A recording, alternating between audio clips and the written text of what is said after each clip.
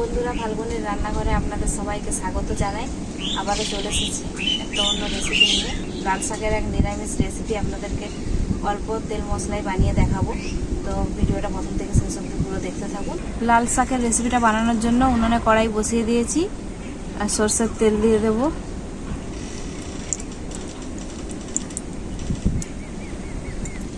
তেল খুব ভালোভাবে গরম হয়ে গেছে। প্রথমে বড়িগুলো ভেজে নেব।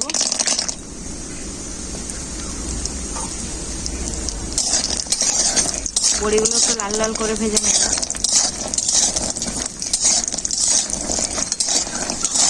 বড়িগুলো খুব ভালো করে লাল লাল করে ভাজা হয়ে গেছে। এই যে দেখুন, দেখলেই বুঝতে পারবেন। এরপর নামিয়ে নেব।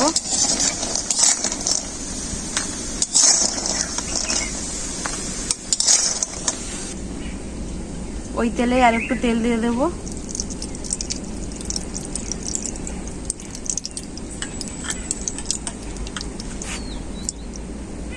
লাল শাকের রেসিপিটা বানানোর জন্য এখানে আমি আলু নিয়েছি। আলুগুলো এইভাবে ডুমো ডুমো করে কেটে নিয়েছি। আলুগুলো দিয়ে দেবো। লবণ, হলুদ গুঁড়ো, ভালো করে ভেজে নেব আলুগুলো।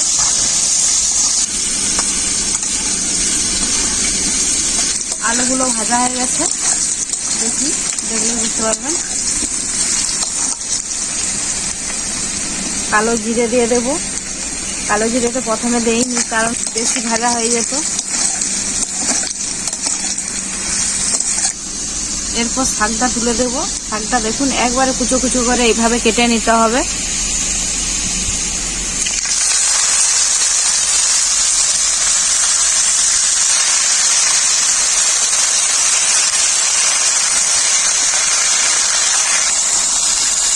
শাকটাকে একটু নাড়াচাড়া করে নিয়েছি।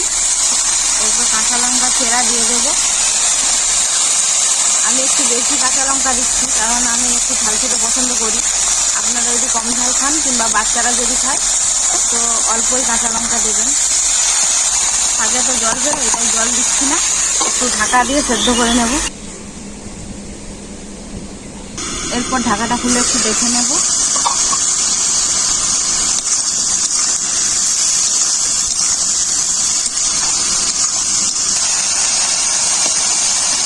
ভালোভাবে সব কিছু সেদ্ধ হয়ে গেছে। এরপর হাতে করে বড়িটা ভেঙে রেখেছিলাম, বড়িটা দিয়ে দেবো। বড়িটা এইভাবে ভেঙে নিতে হবে। ভেঙে নিলে শাকের মধ্যে বড়িটা ভালোভাবে মিশে যাবে আর খেতেও খুবই ভালো লাগবে। বড়িটা দিয়ে কিছুক্ষণ আবার নাড়াচাড়া করে নিয়েছি। এরপর অল্প একটু জল দিয়ে দেবো।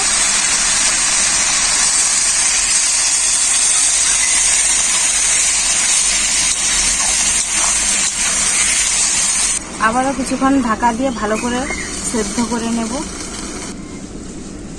এরপর ঢাকাটা খুলে নেব। দেখুন, বড়ি, শাক, আলু সব একসাথে খুব ভালোভাবে মিশে গেছে। সবশেষে পোস্ত বাটাটা দিয়ে দেব।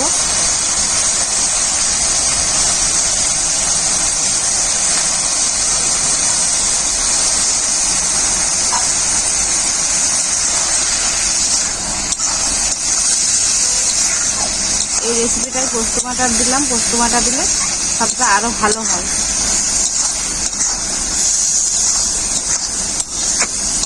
অল্প একটু লবণ দিয়ে দেব।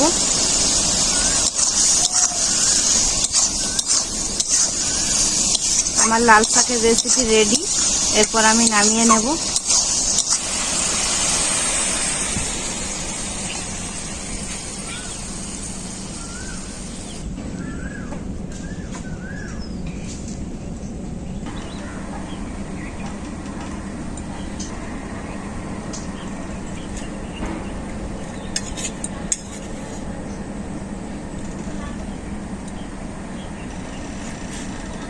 বন্ধুরা, খুব সহজেই অল্প তেল মশলায় এই লাল শাকের রেসিপিটি আপনারা ভাত বা রুটির সাথে বানিয়ে খেতে পারেন। খুবই ভালো লাগবে। আর রেসিপিটি কেমন হয়েছে কমেন্ট করে জানাবেন। ভিডিওটি ভালো লাগলে লাইক, শেয়ার, সাবস্ক্রাইব করে দেবেন। আপনারা ভালো থাকবেন, সুস্থ থাকবেন। ভিডিওটি এখানেই শেষ করলাম। আবার দেখা হবে পরবর্তী ভিডিওতে অন্য কোনো রেসিপি নিয়ে।